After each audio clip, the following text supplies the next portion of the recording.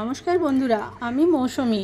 আজ মঙ্গলবার 9ই জুলাই আর বাংলার 23শে আষাঢ়। আজ বিপদ্তারিণীর ব্রত। এই জন্য আমি সকাল সকাল ঘুম থেকে উঠে স্নান করে নিয়েছি। স্নান করে আমি পুজোর জোগাড় করছি। পুজোর জোগাড় করার জন্য আমি 13 রকমের ফল মিষ্টি সব কিছু নিয়ে মন্দিরে চলে গেলাম। এটা আমাদের কল্যাণেশ্বরীর মন্দির।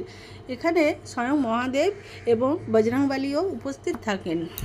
আমি প্রত্যেক শ্রাবণ মাসে এখানেই বাবার মাথায় জল ঢালতে আসি। আর যেহেতু আমার ছেলের শ্রাবণ মাসেই জন্মদিন, আমি সেই সময়েও একবার এই মন্দিরে পুজো দিতে আসি।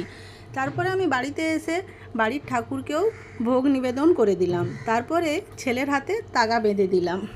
যেহেতু আজ একটু শরীরটা ওর খারাপ, তাই আজ স্কুলে যায়নি, তাই আজ এই সময়ই তাগা বাঁধতে পারলাম। নাহলে ওর স্কুল থেকে আসার পরে তাগা বাঁধি।